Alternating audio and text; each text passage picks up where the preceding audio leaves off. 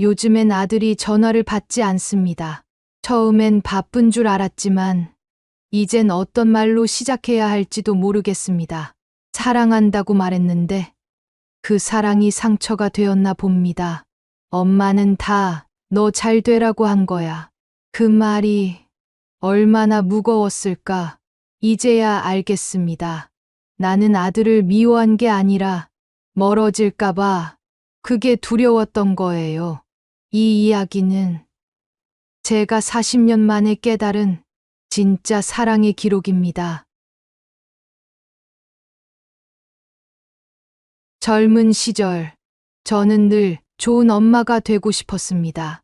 아들이 부족하다는 말은 듣기 싫었고, 누구보다 잘 키우고 싶었습니다. 그 마음이 사랑이라고 믿었습니다. 하지만 지금 생각하면 그건 사랑이 아니라 불안이었습니다. 내 아이가 뒤처질까봐, 남들보다 못 살까봐, 그게 두려워서 저는 더 세게, 더 조급하게 몰아붙였던 겁니다. 아들이 국민학교 3학년이던 해 학교에서 미술대회가 있었습니다. 퇴근하고 돌아왔을 때 아이는 웃으며 그림을 보여줬습니다. 파란 하늘 아래 빨간 지붕집, 그리고 엄마와 아빠, 아들이 나란히 서서 손을 잡고 있는 그림이었습니다. 순간 마음 한쪽이 따뜻해졌지만 입에서는 다른 말이 나왔습니다. 이게 뭐니? 색칠도 삐뚤빼뚤하고 다시 그려와. 1등 해야지. 아들은 잠시 저를 바라보더니 말없이 그림을 들고 방으로 들어갔습니다. 그날 밤, 방 안에서 스케치북 넘기는 소리가 들렸습니다. 다음 날 아침, 눈 밑이 시커먼 얼굴로 새 그림을 내밀던 아들의 모습이 아직도 생생합니다. 결국 상은 받지 못했습니다. 저는 실망했고 아이는 고개를 숙였습니다. 지금 생각하면 그 첫 번째 그림이 훨씬 더 행복해 보였습니다. 엄마, 아빠, 아들 셋이 환하게 웃고 있었거든요. 그림 속 웃음만큼 아이의 마음도 그랬을 텐데 그걸 제가 망가뜨렸습니다. 중학교에 들어가자 저희 간섭은 더 심해졌습니다. 그 애랑은 놀지 마. 공부 안 하는 애잖아. 학원 끝나면 바로 집으로 와. PC방 같은 데는 절대 안 돼. 저는 아이의 하루를 계획표로 채워 넣었습니다. 학교, 학원, 숙제, 모든 시간에 엄마의 허락이 필요했습니다. 그 무렵부터 아들은 저와의 대화를 피하기 시작했습니다. 학교에서 무슨 일이 있었는지, 친구들과는 무슨 이야기를 나누는지 더 이상 말해주지 않았습니다. 그때도 저는 몰랐습니다. 아이가 마음의 문을 하나씩 닫아가고 있다는 걸. 저는 그걸 사춘기니까 그렇지라며 넘겼습니다. 고등학생이 되자 우리의 갈등은 거의 전쟁 같았습니다. 매일 아침 6시에 깨우고 아침밥을 먹이면서 성적 이야기를 꺼냈습니다. 학교 끝나면 바로 학원, 학원 끝나면 문제집, 친구 전화가 오면 저는 끊었습니다. 공부할 시간도 없는데 무슨 전화를 받아? 아들은 방문을 쾅 닫고 들어가 밤늦게까지 불을 끄지 않았습니다. 가끔 크게 소리치며 싸우기도 했습니다. 엄마 왜 이래요? 제 인생이잖아요. 그럴 때마다 저는 되받아쳤습니다. 엄마는 다 너 잘 되라고 하는 거야. 나중에 크면 할 거야. 엄마 마음을. 그 말이 얼마나 무거웠는지, 그 표정이 얼마나 아팠는지, 그땐 정말 몰랐습니다. 대학 전공도 제 뜻대로 정했습니다. 아들은 음악을 하고 싶어 했습니다. 기타를 치며 노래를 만들던 아이였어요. 그때 저는 웃으며 말했습니다. 그런 걸로 어떻게 먹고 살아? 경영학과. 그게 안정적이야. 아들은 방으로 들어가 며칠을 울었습니다. 그 울음소리를 들으면서도 저는 마음을 바꾸지 않았습니다. 결국 아들은 제 뜻대로 경영학과에 갔습니다. 입학식 날 캠퍼스 앞에서 사진을 찍으며 저는 속으로 생각했습니다. 이제 됐다. 우리 아들은 성공할 거야. 하지만 그날 이후 아들은 점점 더 멀어졌습니다. 전화는 줄었고 명절에도 집에 오는 횟수가 줄었습니다. 같이 있어도 대화는 없었습니다. 이제 돌이켜보면 그건 사랑이 아니었습니다. 아이의 인생이 아니라 제 욕심이었습니다. 나는 내 불안을 달래기 위해 아이의 인생을 통제했습니다. 엄마니까라는 이유로 그 모든 걸 정당화했습니다. 아들이 원하는 게 뭔지, 무엇을 좋아하는지, 어떤 사람이 되고 싶은지 한 번도 진심으로 물어본 적이 없었습니다. 요즘은 가끔 생각합니다. 그때 그 첫 번째 그림을 칭찬해 줬더라면 어땠을까?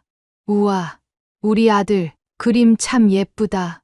엄마는 이게 제일 좋은데 그 한마디만 해줬더라면 그때 음악 하고 싶다는 아들에게 한번 해봐.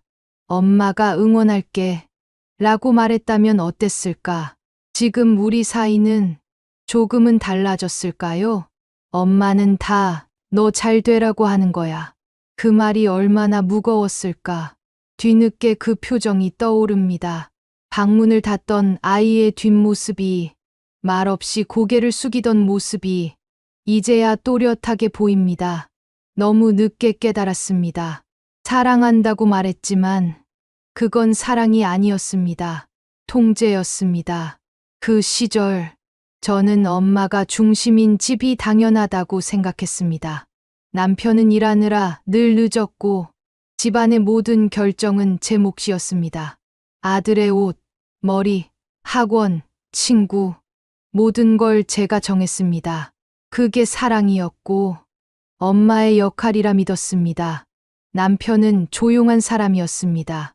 저녁 식탁에 앉아도 그래, 수고했다 한마디 하고 신문을 펼치곤 했죠. 저는 그런 남편이 답답했습니다. 당신은 왜 아이한테 관심이 없어? 숙제는 봐줘야지. 성적도 확인하고. 남편은 늘 한숨을 쉬며 말했습니다. 당신이 알아서 잘하잖아. 그 말은 결국 모든 부담을 제게 떠넘기는 면허증이 되었습니다. 저는 더 세게, 더 완벽하려 했습니다. 아들이 국민학교 6학년이 되던 해, 집엔 늘 긴장감이 감돌았습니다. 식탁 위엔 성적표, 거실엔 문제집, 아들은 늘 의자에 앉아 연필을 쥐고 있었습니다. 주말에도 놀이터에 나가는 걸 막았습니다. 시험 끝나고 놀아. 지금은 공부해야지. 남들 다 학원 다니는데 너만 빠질 수 없어.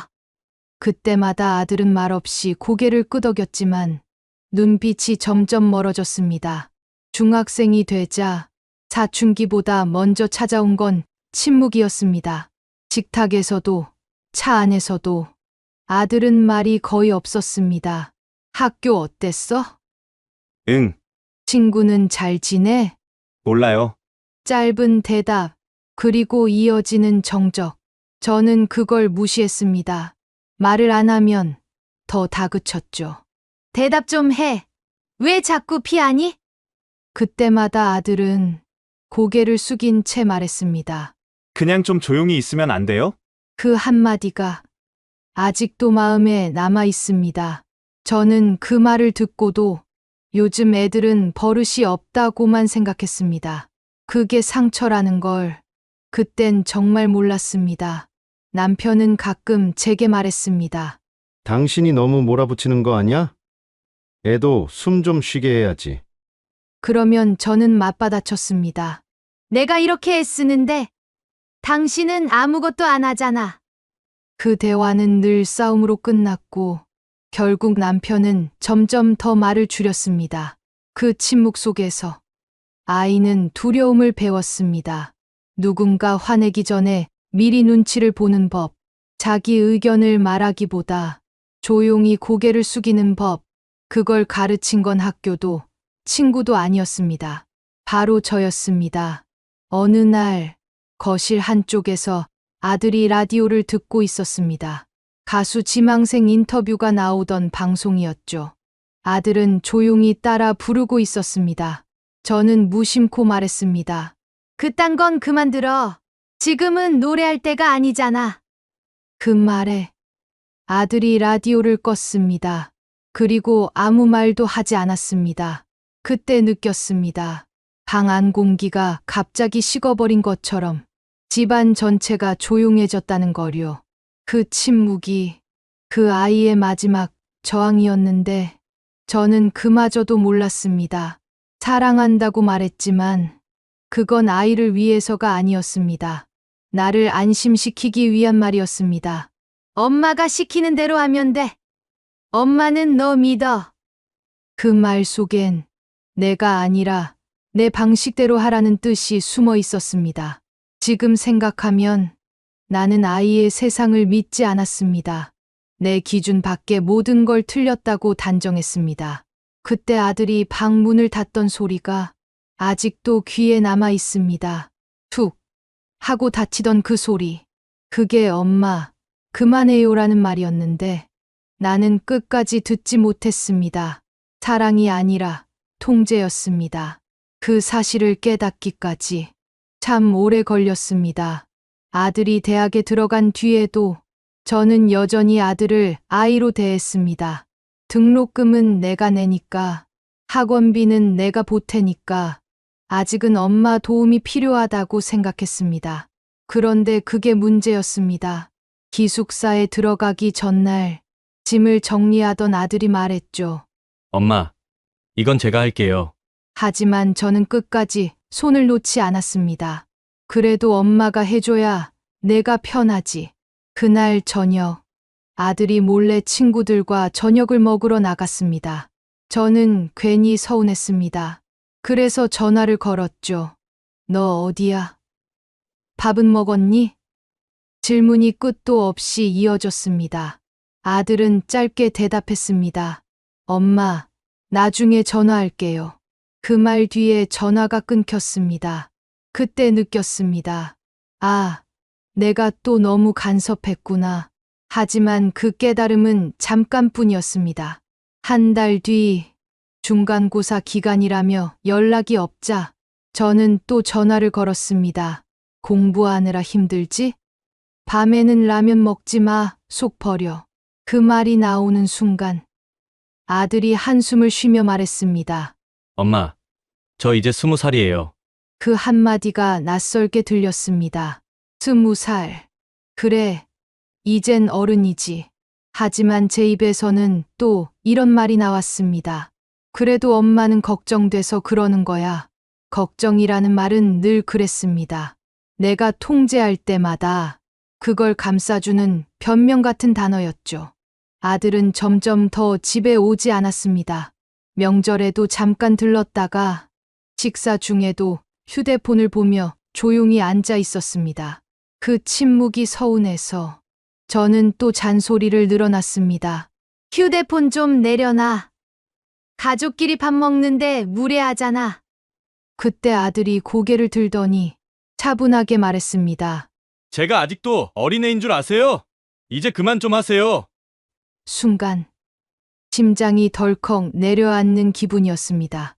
목이 뜨거워지고 무슨 말을 해야 할지 몰랐습니다. 그저 허공만 바라봤습니다. 아들은 자리에서 일어나 식탁 위에 놓인 그릇을 치우고 방으로 들어갔습니다. 문 닫히는 소리가 유난히 크게 들렸습니다. 그날 밤, 방 안에서 혼자 앉아 생각했습니다. 내가 정말 걱정해서 그랬던 걸까? 아니면 내가 없으면 아이가 흔들릴까봐 내 불안 때문에 그랬던 걸까? 언제부터였을까? 아이의 문제를 내 문제처럼 느끼게 된 게, 아니, 어쩌면 아이를 나의 연장선이라 생각했을지도 모릅니다. 그 아이가 잘 되면 나도 잘 산 것 같았고, 그 아이가 힘들면 내 탓 같았습니다. 그래서 더 간섭했습니다. 그래서 더 지시했습니다.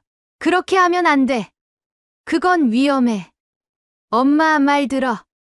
그 말들이 다 사랑이라 믿었는데 이제 와 생각하니 그건 아이의 인생을 관리하려는 욕심이었습니다.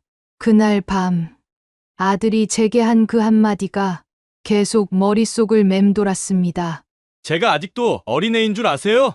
그 말이 마치 거울 같았습니다. 그 속엔 제 모습이 그대로 비쳤습니다. 아이의 성장보다 내 불안을 먼저 본 엄마, 사랑보다 통제를 앞세운 엄마, 그게 바로 저였습니다. 그날 이후로 아들과의 통화는 더 줄었고 문자도 거의 오지 않았습니다. 휴대폰이 울리지 않는 밤, 저는 조용히 앉아 있었습니다. 그리고 비로소 깨달았습니다. 아이는 자랐는데 나는 아직 그대로였다는 걸. 아이는 어른이 되었는데 나는 여전히 엄마라는 이름에 숨어 모든 걸 쥐고 있으려 했다는 걸. 그날 이후로 걱정돼서라는 말을 입 밖으로 꺼내지 않게 되었습니다. 이젠 압니다. 그건 사랑이 아니라 내 두려움을 감추기 위한 말이었다는 걸. 아들이 여자친구를 처음 데려왔을 때 저는 예쁘고 단정한 아이라고 생각했습니다. 조용히 웃으며 인사하던 모습이 참 싹싹했죠. 하지만 결혼 이야기가 나왔을 때 제 마음은 복잡했습니다. 아직 너무 어린데 벌써 결혼이라니 기쁨보다 서운함이 앞섰습니다. 상견례 자리에서 며느리 될 아이가 고개를 숙이며 말했습니다. 잘 부탁드립니다, 어머니. 저는 웃었지만 속으론 이렇게 생각했습니다. 이제 저 아이가 우리 아들을 데려가겠구나. 결혼식 날 하얀 드레스를 입은 며느리를 바라보며 저는 박수를 치면서도 눈물이 났습니다. 아들을 떠나보내는 기분이었죠. 식이 끝나고 돌아오는 차 안에서 남편은 말했습니다. 이제 다 컸네. 든든하지? 저는 대답하지 않았습니다. 대답 대신 창밖만 바라봤습니다. 그날 밤 아들의 방문을 열어봤습니다. 책상 위엔 고등학교 때 쓰던 공책, 음악 잡지 한 권, 그리고 기타 한 대가 놓여 있었습니다. 그 방은 아직 제 마음속에서 우리 아들의 공간이었는데 이젠 며느리와 함께 사는 그 집이 그 자리를 대신하게 된 겁니다. 결혼 후 몇 달 동안은 자주 전화를 걸었습니다. 밥은 잘 먹니? 몸은 괜찮아? 며느리 반찬은 좀 하니? 하지만 통화는 점점 짧아졌습니다. 어느 날은 며느리가 전화를 받았습니다. 어머니, 아들이 잠깐 나갔어요. 그래? 언제 들어오니? 금방이요. 제가 전해드릴게요. 그렇게 전화를 끊고 나면 괜히 마음이 허전했습니다. 며느리가 전화를 받은 것조차 나를 밀어내는 일처럼 느껴졌습니다. 명절이 다가오자 저는 며느리에게 전화를 걸었습니다. 추석 때는 우리 집 오는 거지? 그 아이는 조심스럽게 말했습니다. 어머니, 이번엔 친정 먼저 다녀오고요. 그 다음 날 찾아뵐게요. 그 순간 가슴이 쿵 내려앉았습니다. 입으로는 그래, 알았다. 했지만 속에서는 불이 치밀었습니다. 요즘 애들은 예의가 없어. 그때부터 저는 며느리의 모든 것이 마음에 들지 않았습니다. 목소리 톤, 말투, 인사하는 모습까지 모두 불편하게 느껴졌습니다. 아들이 집에 오면 저는 꼭 이런 말을 꺼냈습니다. 그 여자가 너한테는 잘하냐? 집안일은 제대로 하니? 아들은 대답 대신 조용히 밥만 먹었습니다. 그 침묵이 오히려 저를 더 자극했습니다. 엄마가 너 걱정돼서 하는 말이야. 그 말에 아들은 젓가락을 내려놓았습니다. 엄마, 이제 그런 말 좀 하지 마요. 그때도 저는 아들이 변했다고 생각했습니다. 결혼하더니 애가 달라졌네. 며느리가 사이를 틀어놨구나. 그렇게 제 마음을 합리화했습니다. 시간이 흘러 전화는 줄고 명절 인사도 문자로 바뀌었습니다. 어느 해 설날 아들은 단 한 줄의 문자를 보냈습니다. 어머니, 새해 복 많이 받으세요. 그 문장을 몇 번이고 다시 읽었습니다. 복 많이 받으세요. 그 평범한 말이 그렇게 멀게 느껴질 줄은 몰랐습니다. 그해 봄, 친한 이웃 아주머니가 말했습니다. 며느리 임신했다며? 저번에 지나가다가 둘봤어. 손주 생겼다던데 축하해요. 순간 머리가 하얘졌습니다. 나는 아무 소식도 듣지 못했는데 집에 돌아와 휴대폰을 붙잡고 한참을 망설였습니다. 결국 전화를 걸었습니다. 아들, 임신했다며? 왜 말 안 했어? 아들은 잠시 침묵하더니 조용히 말했습니다. 엄마 요즘 연락하면 다 잔소리부터 하잖아요. 그 말에 아무 대답도 못했습니다. 전화기 너머로 들리던 며느리의 웃음소리가 그날따라 그렇게 멀게 느껴졌습니다. 그제야 알았습니다.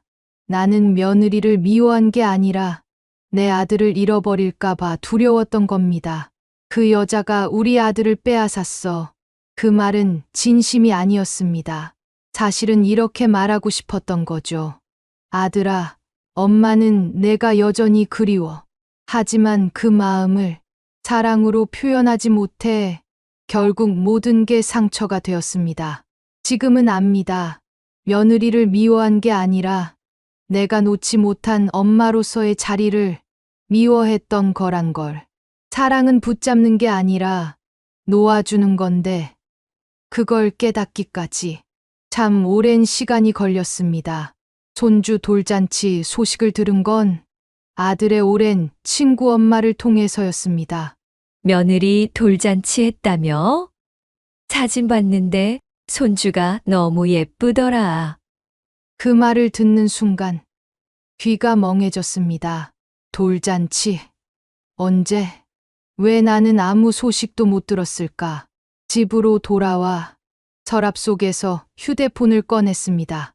최근 통화 목록엔 아들 이름이 없었습니다. 마지막 통화 날짜가 거의 반년 전이었습니다. 손이 떨리더군요. 그래도 혹시나 싶어 아들 프로필 사진을 열어봤습니다. 그곳엔 돌잔치 사진이 올려져 있었습니다. 아들 부부, 그리고 그들 곁에 며느리 부모님, 친구들, 풍선 장식 아래 웃고 있는 사람들 속에 저와 남편은 없었습니다. 그 순간 가슴이 쿵 내려앉았습니다. 한참 동안 사진을 확대했다 줄였다 반복했습니다. 손주가 케이크 앞에서 손을 흔들고 있었어요. 그 작은 손이 이상하게도 저를 밀어내는 듯 보였습니다. 식탁 앞에 앉아 아무 말도 하지 못했습니다. 남편이 조심스럽게 물었습니다. 왜 그래? 저는 아무 대답도 못하고 휴대폰만 바라봤습니다. 잠시 후 남편이 한숨을 쉬며 말했습니다. 여보, 아들 탓만 하지 마. 우리도 생각해 봐야 해. 그 한마디가 가슴 깊숙이 꽂혔습니다. 우리도 생각해 봐야 해. 그 말이 그렇게 아프게 들릴 줄은 몰랐습니다. 그날 밤 잠이 오지 않았습니다. 부엌 불만 희미하게 켜놓고 혼자 앉아 있었습니다. 머릿속엔 그동안 했던 말들이 떠올랐습니다. 그 여자가 우리 아들을 빼앗았어. 요즘은 효도라는 게 없어. 엄마는 다 너 잘 되라고 하는 거야. 그 모든 말들이 아들에게는 얼마나 무겁게 들렸을까. 사랑이라는 이름으로 던진 말들이 결국 아이의 마음을 닫게 만든 거였습니다. 그날 새벽 아들에게 문자를 보냈습니다. 손주 돌잔치 사진 잘 봤다. 축하한다. 다음엔 우리도 함께 있으면 좋겠구나. 하지만 답장은 오지 않았습니다. 다음 날 휴대폰을 들여다보다가 문득 생각했습니다. 혹시 나라도 그 입장이었다면 나도 나 같은 엄마를 피했을지도 모르겠다고. 아들이 결혼하고 손주가 태어나고 이제는 또 하나의 가정을 꾸렸는데 나는 여전히 엄마의 자리에만 머물러 있었습니다. 나 없이도 괜찮은 거야? 그 질문에 스스로 답을 못하겠더군요. 식탁 위에 놓인 밥은 차갑게 식어 있었습니다. 남편이 조용히 국을 데워오며 말했습니다. 이제 우리도 놓아줄 때가 된 것 같아. 그 말이 눈물처럼 떨어졌습니다. 그날 이후 저는 집안 곳곳을 정리했습니다. 아들 방에 남아있던 교복, 아이가 어릴 때 쓰던 컵, 그리고 벽에 걸린 가족 사진, 모두 먼지를 털어내며 조용히 닦았습니다. 유리 너머로 보이는 웃는 얼굴들 속에서 그때의 아들이 제게 말하는 듯 했습니다. 엄마, 이제 괜찮아요. 그 말을 들은 듯 가슴이 뭉클해졌습니다. 손주 돌잔치 날, 그 자리에 없었지만 그날을 잊지 못할 것 같습니다. 이제는 압니다. 내가 그 자리에 없었던 건 그들이 날 잊어서가 아니라 내가 먼저 멀어졌기 때문이었습니다. 그리고 그 깨달음이 참 늦게 찾아왔습니다. 사랑한다는 말은 때로 침묵보다 더 무거울 때가 있습니다. 그걸 이제야 배웁니다. 그날 이후 나는 하루 종일 멍하니 앉아 있었습니다. 휴대폰도 켜지 않았고 TV 소리도 듣기 싫었습니다. 부엌 창가로 햇살이 비치는데 그 빛 속에서 먼지가 천천히 떠다녔습니다. 그걸 한참 동안 바라보다가 문득 거울에 비친 내 얼굴을 봤습니다. 피곤하고 굳어있는 얼굴, 늘 지적하던 표정이었습니다. 그런 표정으로 나는 아이를 키웠구나. 그 생각이 들자 가슴이 먹먹했습니다. 내가 아들에게 했던 말들이 하나씩 떠올랐습니다. 엄마 말 좀 들어. 그건 아니야. 이렇게 해야 돼. 엄마가 더 잘 알아. 그 말들이 사랑의 언어가 아니라 지시와 명령이었다는 걸 이제야 깨달았습니다. 그동안 나는 좋은 엄마였다고 믿었습니다. 헌신했고 희생했고 아들을 위해 살았다고 생각했습니다. 하지만 사실은 내 기준대로만 사랑했을 뿐이었습니다. 아이가 원하는 세상은 한 번도 들어본 적이 없었습니다. 나는 늘 말했습니다. 엄마는 널 믿어. 하지만 그건 진짜 믿음이 아니었습니다. 엄마가 정한 길을 따라오면 믿겠다는 말이었죠. 거울 속에 나는 그 사실을 이제야 인정하고 있었습니다. 한참을 바라보다가 눈물이 흘렀습니다. 눈물이 아니라 그동안 쌓였던 모든 후회가 조용히 흘러내리는 기분이었습니다. 그날 저녁 남편이 퇴근해서 들어왔습니다. 저는 조용히 말했습니다. 아들이 날 떠난 이유를 이제야 알겠어. 남편은 아무 말 없이 제 옆에 앉았습니다. 그리고 한참 후에야 말했습니다. 괜찮아. 이제라도 알았으니까. 그 한마디에 눈물이 또 터졌습니다. 이제라도 알았으니까. 그 말이 그렇게 따뜻하게 들릴 줄은 몰랐습니다. 그날 밤 일기를 썼습니다. 나는 오늘 내가 얼마나 많은 말을 쏟아냈는지 깨달았다. 사랑이 아니라 두려움에서 나온 말이었다. 펜 끝이 번지고 종이에 눈물이 떨어졌습니다. 나는 정말로 사랑하고 싶었습니다. 그런데 사랑을 주는 법을 몰랐던 것 같습니다. 아이에게는 미안한 일들이 너무 많았습니다. 돌아가고 싶지만 그땐 몰랐습니다. 아이의 눈에는 나는 늘 화가 난 어른이었을 겁니다.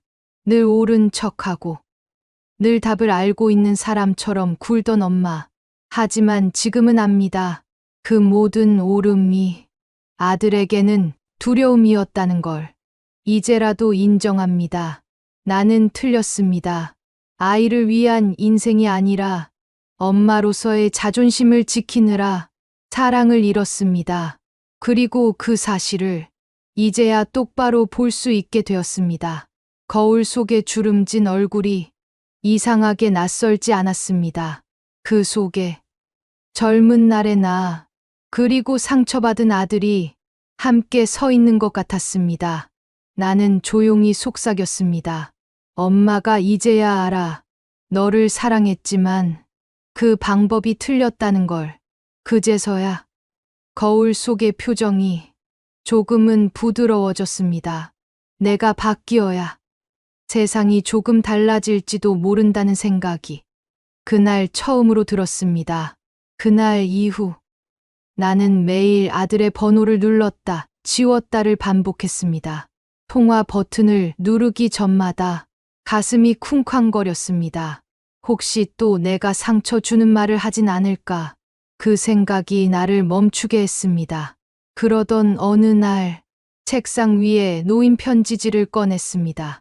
오래전 아들이 국민학교 때 썼던 학용품 상자 속에서 색이 바랜 봉투가 하나 나왔습니다. 그 안에 적힌 글귀 "엄마, 사랑해요." 그 한 줄이 마음을 울렸습니다.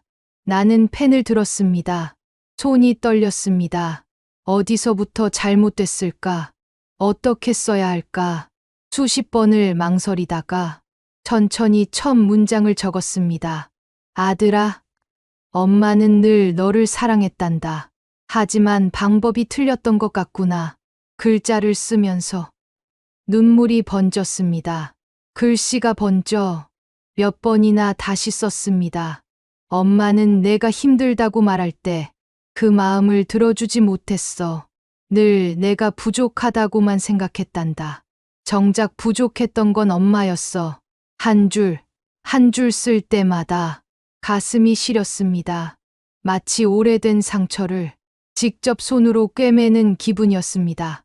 나는 거짓말 한마디도 하고 싶지 않았습니다. 그동안 얼마나 억지로 괜찮은 척을 했는지 이제는 다 내려놓고 싶었습니다. 편지를 다 쓰고 봉투를 닫을 때 손끝이 이상하게 따뜻했습니다. 이 편지라도 다 쓰면 좋겠다. 편지를 보내기 전 한참을 고민했습니다. 직접 주소를 쓰려다 괜히 또 부담을 줄까봐 서랍에 넣어두었습니다. 하지만 이상하게도 그날 밤 마음이 조금 가벼워졌습니다. 남편이 묻더군요. 무슨 일 있어? 편지를 썼어. 보냈어? 아니, 그냥 써봤어. 남편은 미소를 지었습니다. 그래도 썼잖아. 그게 시작이야. 그 말이 오래 남았습니다. 그래도 썼잖아. 누군가를 용서하는 일보다 먼저 내 자신을 용서하는 게 더 어려웠던 것 같습니다. 그날 이후로 나는 매일 편지를 조금씩 더 썼습니다. 어릴 적 기억, 함께 웃던 날, 첫 그림을 들고 오던 아이의 표정, 그 모든 순간을 떠올리며 조용히 기록했습니다. 언젠가 이 편지들을 한꺼번에 전해줄 날이 오길 바랐습니다. 아들이 읽지 않아도 괜찮았습니다. 그 마음이 어디엔가 닿는다면 그걸로 충분하다고 생각했습니다. 밤이 깊어지면 책상 위 조명을 켜고 또 한 장의 종이를 펼쳤습니다. 글씨는 여전히 삐뚤빼뚤했지만 그 속에는 후회가 아닌 진심이 담겨 있었습니다. 엄마는 지금도 너를 사랑해. 하지만 이번엔 다르게 조용히 멀리서 응원할게. 그 문장을 쓰고 나니 가슴이 조금 덜 아팠습니다. 그리고 깨달았습니다. 사랑은 말로 증명하는 게 아니라 다시 손을 내미는 용기로 보여주는 거라는 걸. 그날 이후 나는 매일 작은 종이에 한 줄씩 적습니다. 오늘은 잘 있었니? 엄마는 내가 행복하길 바란다. 그 편지들이 쌓여 한 상자 가득해졌습니다. 언젠가 그 상자를 들고 아들 문 앞에 조용히 둘 겁니다. 그날이 오면 그 아이도 알겠죠. 엄마가 드디어 말보다 진심을 배웠다는 걸. 편지를 쓰고 난 뒤 마음 한켠이 조금 가벼워졌습니다. 무언가를 보냈다기보다 그동안 붙잡고 있던 말을 조용히 내려놓은 느낌이었습니다. 그날 이후로 나는 매일 작은 시도를 하고 있습니다. 아침에 일어나면 먼저 창문을 엽니다. 예전에는 햇살이 거슬려 바로 커튼을 닫곤 했는데 요즘은 그 빛이 고맙습니다.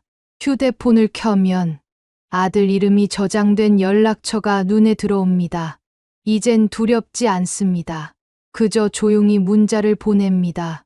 밥은 먹었니? 요즘은 조금 따뜻하더라. 건강하자. 아들아. 답장은 없습니다. 그래도 괜찮습니다. 이젠 기다림이 아프지 않습니다.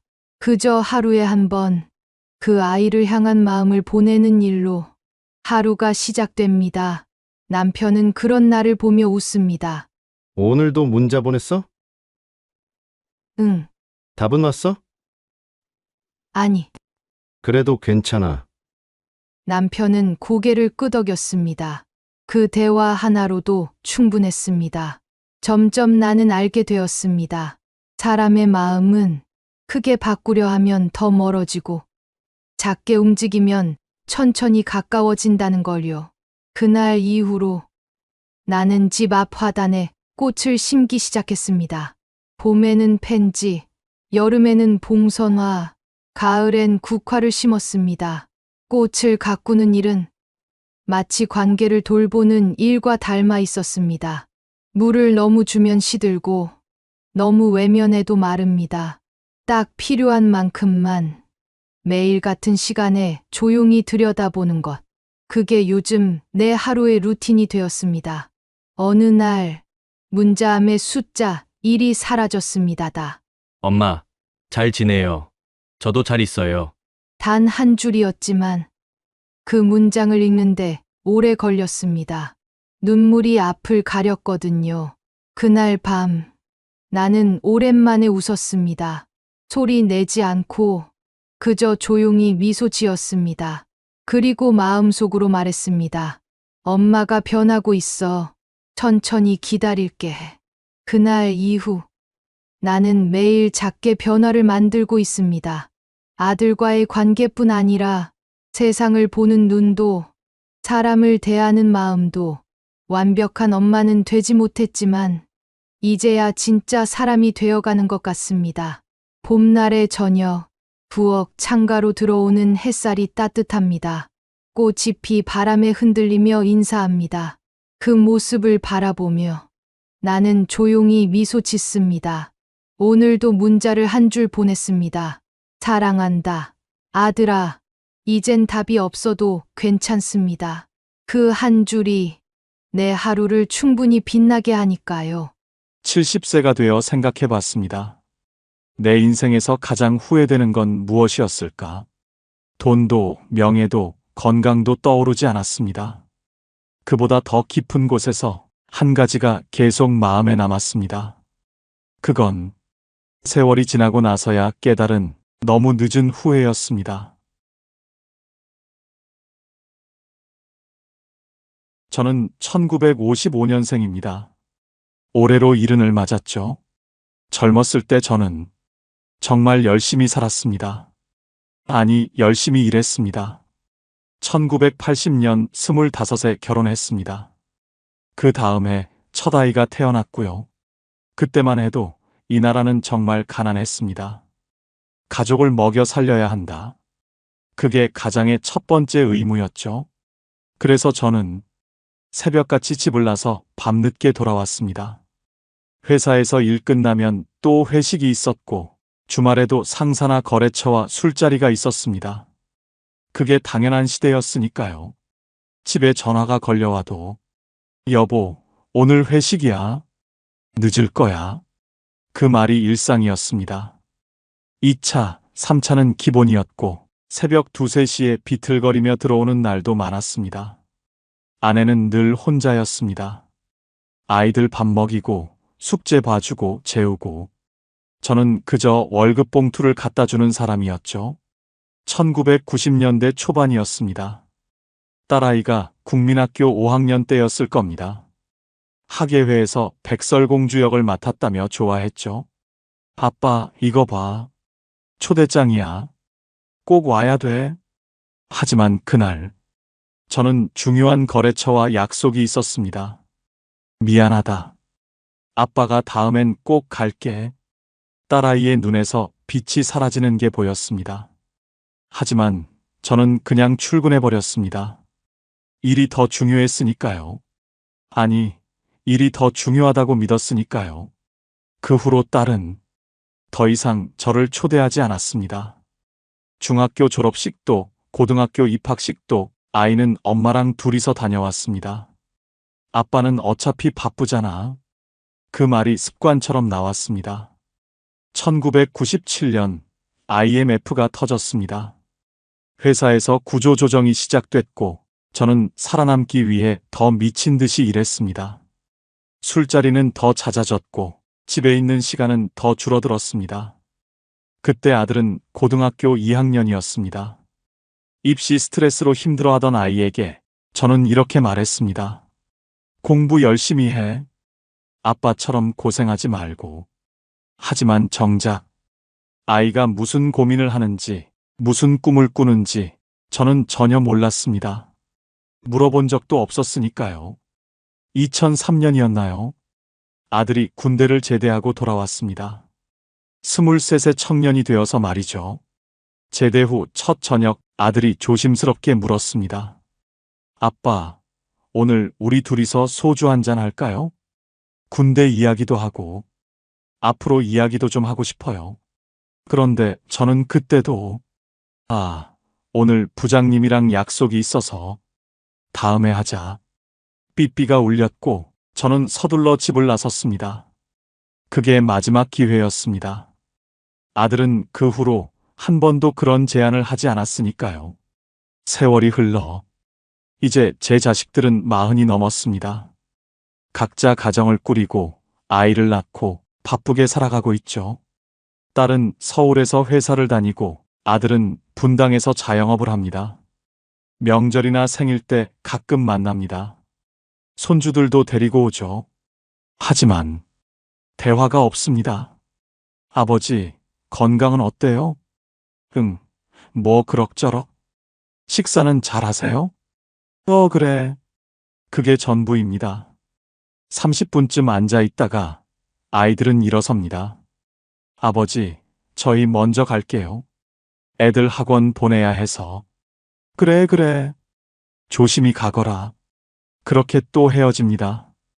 식탁에 혼자 남아 아내가 차려놓은 음식을 치우다 보면 문득 이런 생각이 듭니다. 내가 뭘 위해 그렇게 일했을까? 월급은 꼬박꼬박 갖다 줬습니다. 아이들 학원비, 과외비 다 대줬습니다. 대학 등록금도 빠짐없이 냈고 결혼할 때 전세금도 보태줬습니다. 그런데 정작 아이들과 함께한 시간은 없습니다. 아이들이 무슨 생각을 하며 자랐는지, 어떤 꿈을 꿨는지, 무엇 때문에 울고 웃었는지 저는 아무것도 모릅니다. 가족을 위해 일했다고 생각했는데 돌아보니 가족은 제가 없는 채로 살아왔습니다. 가장 가까워야 할 사람들이 가장 낯선 사람들이 되어버렸습니다. 그리고 그 책임은 고스란히 저에게 있습니다. 이제 와서 후회해도 소용없다는 걸 압니다. 지나간 시간은 되돌릴 수 없으니까요. 하지만 가끔 빈 거실에 혼자 앉아 있다 보면 그때 조금만 더 같이 있어 줄 걸. 그 생각이 자꾸만 듭니다. 젊었을 때는 몸이 쇠로 만들어진 줄 알았습니다. 밤을 새워도 술을 마셔도 담배를 피워도 아무렇지 않았으니까요. 1980년대 회사에 막 입사했을 때입니다. 선배들이 말했죠. 야근은 기본이야. 몸 좀 아프다고 쉬면 안 돼. 남자가 그 정도 가지고 뭘 그래. 그게 당연한 문화였습니다. 하루 16시간씩 일하고 밤늦게 소주 몇 병 마시고 다음 날 또 출근하고 그렇게 10년, 20년을 살았습니다. 건강검진 통지서가 날아와도 바빠서 못 가겠네. 그냥 서랍에 처박아 뒀습니다. 병원 가는 건 시간 낭비라고 생각했으니까요. 1990년대 중반이었나요? 속이 자꾸 쓰리고 소화가 안 됐습니다. 아내가 걱정했죠. 여보, 병원 한번 가봐요. 얼굴도 안 좋아 보여. 하지만 저는 괜찮아. 스트레스 때문이야. 약국에서 소화제나 사올게. 그렇게 또 넘어갔습니다. 담배는 하루 2갑씩 피웠습니다. 회의 중에도, 차 안에서도, 집에서도. 아이들이 기침을 해도 창문 좀 열어. 환기시키면 돼. 그건 생각도 안 했습니다. 담배 끊으면 스트레스 더 받아. 일을 어떻게 해? 그게 제 변명이었습니다. 술도 마찬가지였습니다. 소주는 물처럼 마셨고 맥주는 갈증 해소용이었습니다. 주말에도 친구들 만나면 또 마셨죠. 한 잔해야 스트레스가 풀려. 술 안 마시면 인간관계가 안 돼. 그렇게 스스로를 합리화했습니다. 2000년대 초반이었습니다. 계단을 오르는데 숨이 차기 시작했습니다. 허리도 자주 아팠고요. 하지만 그때도 나이 먹으면 다 그런 거지. 대수롭지 않게 넘겼습니다. 운동? 그런 건 한가한 사람들이나 하는 거라고 생각했습니다. 운동할 시간에 일이나 더 해야지. 그렇게 또 몇 년이 흘렀습니다. 2008년이었나요? 회사 건강검진을 받았습니다. 40년 만에 제대로 받는 검진이었죠. 결과가 나왔습니다. 고혈압, 당뇨, 고지혈증, 지방간. 의사가 말했습니다. 이 정도면 심각합니다. 당장 관리 시작하셔야 해요. 하지만 저는 그때도 약만 먹으면 되는 거 아닙니까? 의사가 한숨을 쉬었습니다. 약만으로는 안 됩니다. 생활 습관을 바꿔야 해요. 술, 담배 끊으시고 운동하세요. 그 말을 듣고도 저는 제대로 실천하지 않았습니다. 약은 먹었지만 술은 계속 마셨고 담배도 계속 피웠습니다. 이 나이에 뭘 바꿔? 이미 늦었어. 그게 제 생각이었습니다. 2015년 은퇴를 했습니다. 이제 좀 쉴 수 있겠다 싶었는데 몸은 이미 망가져 있었습니다. 아침에 일어나면 온몸이 뻐근했고 조금만 걸어도 숨이 찼습니다. 그제야 운동을 시작해봤습니다. 하지만 무릎이 아파서 걷기도 힘들었고 허리 디스크 때문에 제대로 움직일 수도 없었습니다. 젊었을 때 조금만 관리했더라면. 그 생각이 들었지만 이미 늦었습니다. 2019년 위암 진단을 받았습니다. 다행히 초기였지만 수술을 받아야 했습니다. 수술대에 누워서 비로소 깨달았습니다. 건강은 돈으로 살 수 없다는 걸, 후회로도 되돌릴 수 없다는 걸. 퇴원 후 이번에는 정말 관리를 시작했습니다. 담배를 끊고 술을 끊고 매일 산책을 나갔습니다. 하지만 몸은 이미 되돌릴 수 없는 상태였습니다. 혈압약, 당뇨약, 소화제, 진통제 등등. 지금은 약을 12알이나 먹습니다. 약통을 열 때마다 후회가 밀려옵니다. 내가 젊었을 때 좀 더 신경 썼더라면. 친구들을 만나도 마찬가지입니다. 건강 이야기만 나옵니다. 너는 어디가 안 좋아? 나는 무릎이 안 좋아서. 나는 당뇨 때문에 힘들어. 그게 이른의 대화입니다. 젊었을 때는 그깟 운동, 내일 해도 되지. 그깟 병원, 다음 달 가면 되지. 그렇게 미뤘던 날들이 병이 되어 돌아왔습니다. 이제는 하고 싶은 게 있어도 할 수 없습니다. 여행을 가고 싶어도 몸이 따라주지 않고 손주들과 놀아주고 싶어도 금방 지칩니다. 젊을 때는 바쁘다는 이유로, 지금은 아프다는 이유로 아무것도 하지 못하는 날들이 계속됩니다. 건강은 잃고 나서야 그 가치를 알게 됩니다. 그리고 그때는 이미 너무 늦습니다. 저는 착하게 살았습니다. 아니, 착하게 살려고 노력했습니다. 어머니가 늘 말씀하셨죠. 사람은 정직하게 살아야 한다. 남한테 피해주지 말고 베풀며 살아라. 그 말을 가슴에 새기고 살았습니다. 회사에서도 그랬습니다. 누가 일을 떠넘기면 받아줬고 야근이 필요하면 제가 먼저 나섰습니다. 괜찮습니다. 제가 할게요. 그 말이 습관이었습니다. 동료들이 좋아했죠. 김 대리는 정말 착해. 김 과장 있으면 든든해. 그 말에 뿌듯함을 느꼈습니다. 1990년대 초반이었습니다. 같은 팀에 후배가 하나 들어왔습니다. 박 대리라고. 저보다 5살 어렸죠. 일을 잘 몰라서 힘들어하길래 제가 하나하나 가르쳐 줬습니다. 밤늦게까지 남아서 도와줬죠. 형님, 정말 감사합니다. 형님 덕분에 살았어요. 그렇게 몇 년을 도왔습니다. 1997년 IMF가 터졌습니다. 회사에서 구조조정이 시작됐고 과장급 중 한 명을 내보내야 했습니다. 저와 박 대리 둘 중 하나였죠. 그때 부장님이 물었습니다. 이번 프로젝트 누가 주도했나? 박 대리가 대답했습니다. 제가 했습니다. 제가 밤새워 만든 기획안이었는데 박 대리는 그저 보조만 했을 뿐인데 그렇게 말했습니다. 부장님 앞에서 저는 아무 말도 하지 못했습니다. 그냥 믿을 수 없었으니까요. 결국 저는 회사를 나왔습니다. 42의 나이에 말이죠. 그 후로 박 대리는 빠르게 승진했다고 들었습니다. 제 자리에서 말이죠. 2000년대 초반이었습니다. 학창시절 친구를 다시 만났습니다. 30년 만이었죠. 야, 얼마만이야. 정말 반갑다. 그렇게 다시 가까워졌습니다. 어느 날 그 친구가 말했습니다. 있잖아.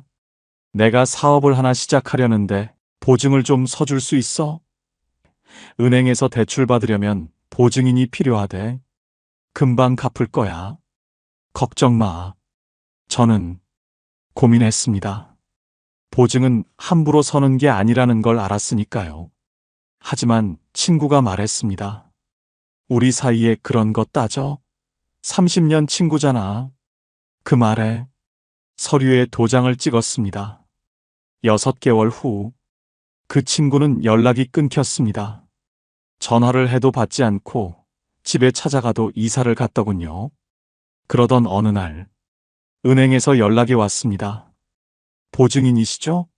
대출금을 갚으셔야 합니다. 5천만 원. 제게는 큰 돈이었습니다. 결국 집을 담보로 대출을 받아서 갚았습니다. 그 친구는 지금까지도 연락이 없습니다. 회사를 다시 구한 후에도 마찬가지였습니다. 중소기업이었지만 열심히 일했습니다. 사장님이 좋은 분이었거든요. 김 부장, 우리 회사 잘 부탁하네. 저는 최선을 다했습니다. 월급이 밀려도 참았고 야근 수당이 없어도 불평하지 않았습니다. 회사 사정이 어려우니까 그렇게 10년을 일했습니다. 2015년 정년퇴직을 앞두고 있을 때였습니다. 사장님이 불렀습니다. 김 부장 미안한데 퇴직금이 좀 늦어질 것 같네. 회사 사정이 안 좋아서 조금만 기다려줘. 저는 기다렸습니다. 6개월, 1년, 2년. 결국 한 푼도 받지 못했습니다. 회사는 부도가 났고 사장님은 잠적했습니다. 그때 깨달았습니다. 착하게만 산다고 해서 좋은 일만 생기는 건 아니라는 걸. 배려한다고 해서 상대방도 배려해주는 건 아니라는 걸. 믿는다고 해서 배신당하지 않는 건 아니라는 걸. 이제는 압니다. 모든 사람을 믿을 필요는 없다는 걸. 진심은 선택적으로 보여줘야 한다는 걸. 하지만 그걸 깨닫기까지 너무 많은 걸 잃었습니다. 돈도 잃었고, 시간도 잃었고, 사람에 대한 믿음도 잃었습니다. 지금도 가끔 누군가 친절하게 다가오면 먼저 의심하게 됩니다. 이 사람은 뭘 원하는 걸까? 그게 슬픕니다. 사람을 믿고 싶은데 또 다칠까봐 두렵습니다. 착하게 살았는데 착하게 살았기 때문에 더 많이 다쳤습니다. 세상은 제가 생각했던 것만큼 공평하지 않았습니다. 젊었을 때 저도 꿈이 있었습니다. 그림을 그리고 싶었습니다. 고등학교 때 미술 선생님이 말씀하셨죠. 너는 재능이 있어. 미대에 가봐라. 가슴이 뛰었습니다. 처음으로 제가 뭔가 잘할 수 있다는 말을 들었으니까요. 하지만 아버지는 단호하셨습니다. 그림 그려서 밥 먹고 살 수 있어? 공대 가라. 기술자가 되어야 굶어 죽지 않는다. 1974년 저는 공대에 입학했습니다. 그림은 취미로만 그렸습니다. 가끔 스케치북을 펴면 시간 가는 줄 몰랐습니다. 친구들이 놀러 가자고 해도 저는 혼자 한강변에 앉아 그림을 그렸죠. 나중에 여유 생기면 제대로 배워볼까? 그렇게 생각했습니다. 졸업 후 회사에 취직했습니다. 1980년 25의 나이였죠. 그리고 결혼을 했습니다. 다음 해 아이가 태어났고요. 꿈? 그런 건 사치였습니다. 우선은 가족을 먹여 살려야 했으니까요. 조금만 참자. 애들 다 키우고 나면 그때 내가 하고 싶은 걸 해도 되지. 그렇게 스스로를 다독였습니다. 스케치북은 서랍 깊숙이 넣어뒀습니다. 꺼낼 시간도 여유도 없었으니까요. 회사 일에 치이고 집안일에 치이고 그렇게 10년이 흘렀습니다. 1990년대 초반이었나요? 회사 동료가 말했습니다. 형, 나 주말에 사진 동호회 활동해. 형도 같이 할래? 하고 싶었습니다. 하지만 주말에는 모임 친구들도 만나서 인맥도 이어나가야 했고 술 한 잔씩 하다 보면 피곤해서 다음 날은 하루 종일 쉬어야 했습니다. 미안해. 나는 시간이 없어. 그렇게 또 거절했습니다. IMF가 터진 후에는 더 힘들었습니다. 살아남는 게 급했고 꿈 같은 건 생각할 여유도 없었습니다. 먹고 사는 게 먼저야. 꿈은 나중에. 그 말을 되뇌며 살았습니다. 2000년대가 되었습니다. 아이들이 대학에 갔고 저는 이제 50 중반이 되어 있었습니다. 이제 좀 여유가 생기려나? 그렇게 생각했습니다. 하지만 아이들 등록금에 결혼 자금에 또 돈이 들어갔습니다. 조금만 더 버티면 돼. 그렇게 또 미뤘습니다. 2015년 마침내 은퇴를 했습니다. 이제는 시간이 생겼습니다. 드디어 제가 하고 싶은 걸 할 수 있는 시간이요. 서랍에서 옛날 스케치북을 꺼냈습니다. 30년 만이었죠. 노랗게 바랜 종이 위에 젊은 날의 그림들이 남아 있었습니다. 이제 다시 시작해볼까? 문화센터에 등록했습니다. 수채화 기초반. 첫 수업날 붓을 잡았습니다. 그런데 손이 떨렸습니다. 관절염 때문이었습니다. 선을 그으려 해도 삐뚤빼뚤했고 색을 칠하면 번지기만 했습니다. 옆에 있던 할머니가 말했습니다. 처음이라 그래요. 계속하면 나아져요. 하지만 그게 문제가 아니었습니다. 시력도 나빠져서 세밀한 작업을 할 수가 없었습니다. 몇 달을 다녔지만 결국 그만뒀습니다. 몸이 말을 듣지 않았으니까요. 여행도 가보고 싶었습니다. 유럽의 미술관들을 돌아보는 게 꿈이었거든요. 하지만 긴 비행이 힘들었고 걷는 것도 쉽지 않았습니다. 결국 근처 공원을 산책하는 게 고작이었습니다. 가끔 TV에서 미술 프로그램이 나오면 한참을 바라봅니다. 저 나이에 저렇게 할 수 있다니 부러웠습니다. 그리고 후회했습니다. 내가 그때 조금만 더 용기를 냈더라면 돈이 없어서 못한 건 아니었습니다. 시간이 없어서도 아니었습니다. 그냥 우선순위에서 밀려났을 뿐이었습니다. 나중에 하다가 정작 나중이 왔을 때는 이미 늦어버렸습니다. 이제는 시간이 남아도 몸이 따라주지 않습니다. 하고 싶은 게 있어도 할 수 없습니다. 꿈을 이루지 못한 게 후회되는 게 아닙니다. 꿈을 시도조차 하지 않은 게 후회됩니다. 가족을 위해서라고 생각했지만 돌이켜보면 그건 핑계였습니다. 진짜 이유는 두려웠던 겁니다. 실패할까봐, 주변 사람들이 뭐라고 할까봐, 안정을 잃을까봐. 그래서 안전한 길만 걸었습니다. 하고 싶은 일보다 해야 하는 일만 했습니다. 지금 와서 깨달았습니다. 제가 미룬 건 일이 아니었습니다. 꿈이 아니었습니다. 제 삶이었습니다. 남들이 원하는 삶을 살았지, 제가 원하는 삶은 살지 못했습니다. 가끔 생각합니다. 만약 그때 용기를 냈더라면 지금 어떻게 됐을까? 성공했을까요? 실패했을까요? 그건 모르겠습니다. 하지만 적어도 후회는 하지 않았을 것 같습니다. 시도라도 해봤으니까요. 지금 제 손에 남은 건 30년 전 그림 몇 장뿐입니다. 그리고 가슴 속에 남은 그때 조금만 더 용기 냈더라면 하는 후회뿐입니다. 평생을 일했습니다. 35년간 회사를 다녔고 2015년 은퇴했습니다. 통장을 확인했습니다. 퇴직금과 연금, 저축한 돈이 있었습니다. 이제 좀 살만하네. 그렇게 생각했습니다. 하지만 이상하게 마음이 비어 있었습니다. 뭔가 허전했습니다. 돈은 있는데 채워지지 않는 공허함. 처음엔 그게 뭔지 몰랐습니다. 은퇴 후 첫 평일 아침이었습니다.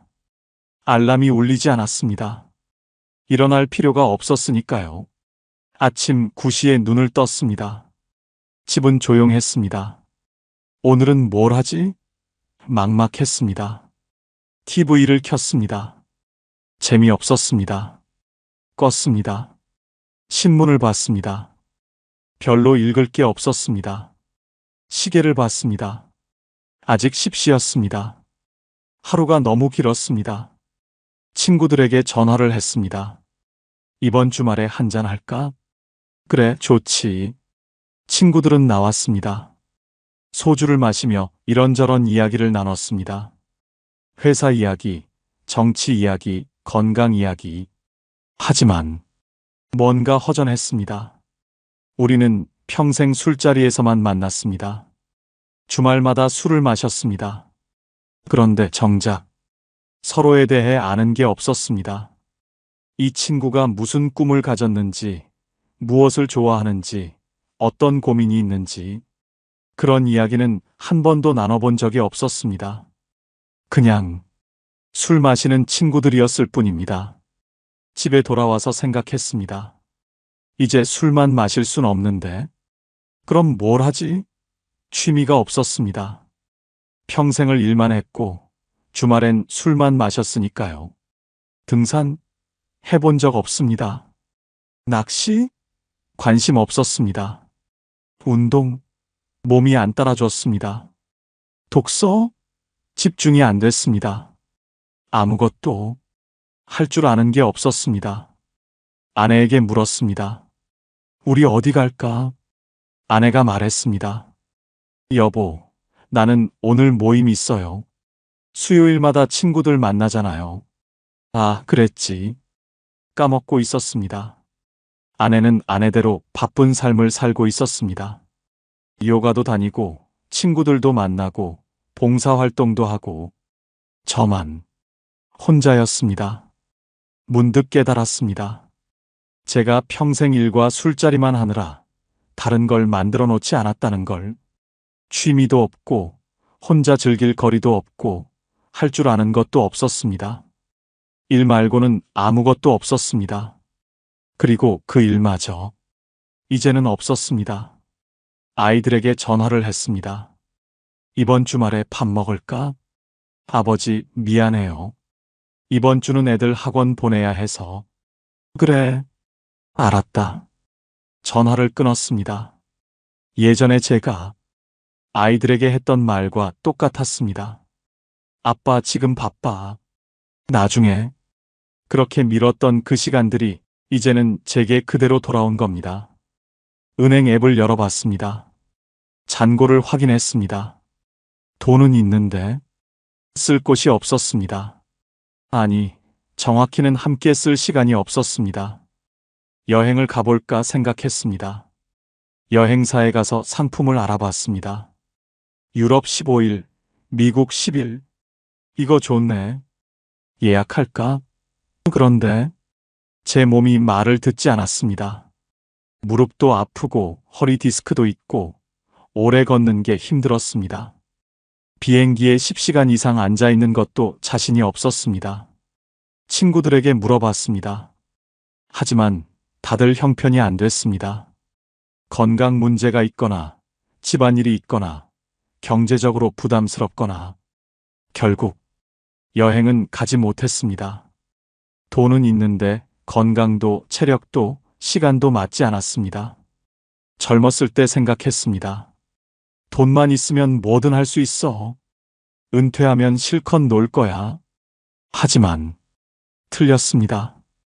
돈으로 살 수 없는 게 있었습니다. 바로 시간이었습니다. 젊은 날의 건강, 젊은 날의 체력, 젊은 날의 열정. 그걸 돈으로 살 수 없었습니다. 손주들을 보면 안타깝습니다. 할아버지, 놀러 가요. 아이들이 말합니다. 하지만 저는 1시간만 놀아줘도 지칩니다. 무릎이 아프고 허리가 아프고 숨이 찹니다. 할아버지 좀 쉬자. 힘들어서. 그렇게 말할 때 아이들의 실망한 표정이 보입니다. 예전에 제 아이들에게 그랬던 것처럼 아빠 피곤해. 다음에 놀아줄게. 그때 그 얼굴. 이제는 제가 그 얼굴을 하고 있습니다. 누군가 말했습니다. 돈은 다시 벌 수 있지만 시간은 다시 살 수 없다. 그 말이 지금의 저를 울립니다. 제가 벌어놓은 돈은 통장에 있습니다. 하지만 제가 잃어버린 시간은 어디에도 없습니다. 아이들과 놀아줄 시간, 아내와 대화할 시간, 취미를 만들 시간. 그 시간들은 영영 사라져버렸습니다.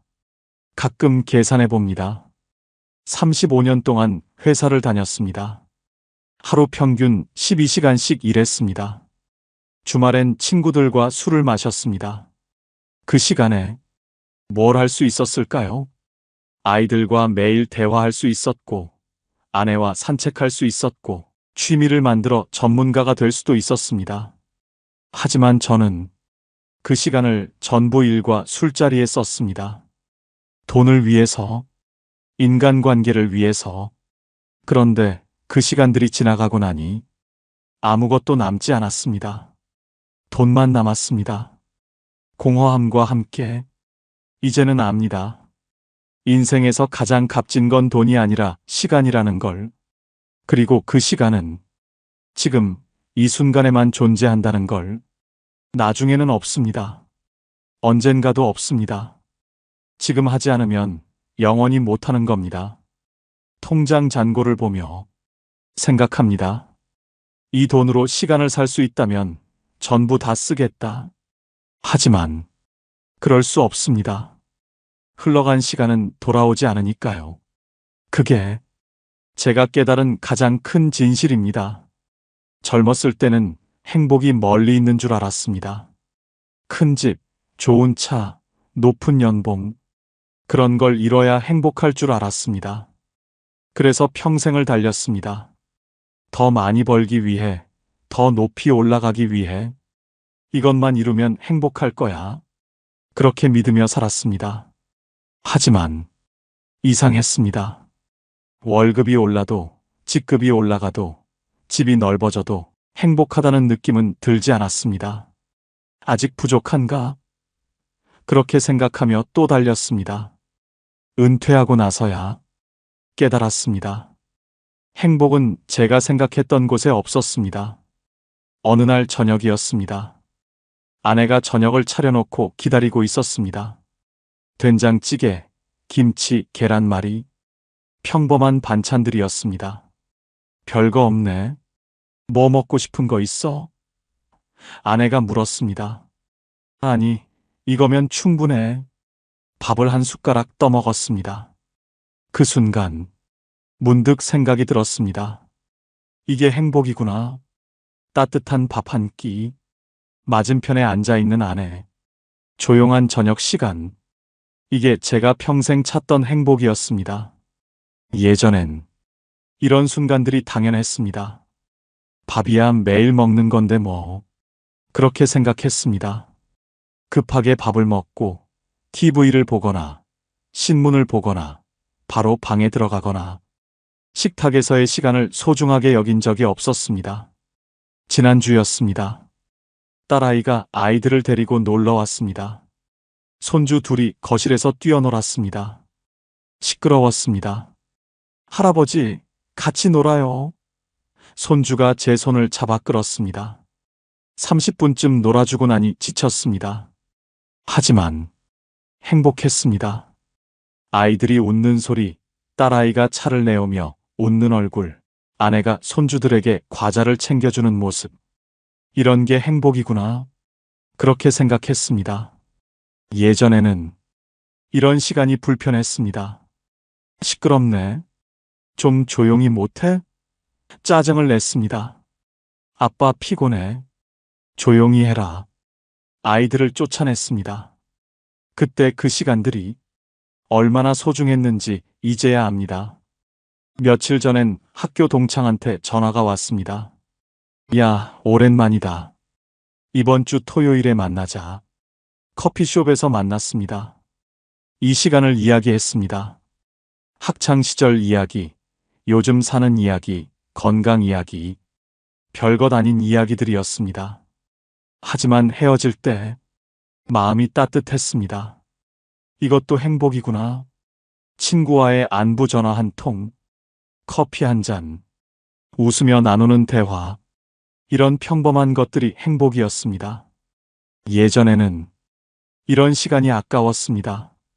그 시간에 일이나 더하지 만남을 거절했습니다. 쓸데없는 수다 떨 시간 없어. 전화를 빨리 끊었습니다. 그렇게 놓쳐버린 시간들이 지금은 그리워집니다. 요즘은 산책을 자주 합니다. 집 근처 공원을 천천히 걷습니다. 아내와 함께 말없이 걷기도 하고 가끔 이런저런 이야기를 나누기도 합니다. 저 나무꽃이 참 예쁘네.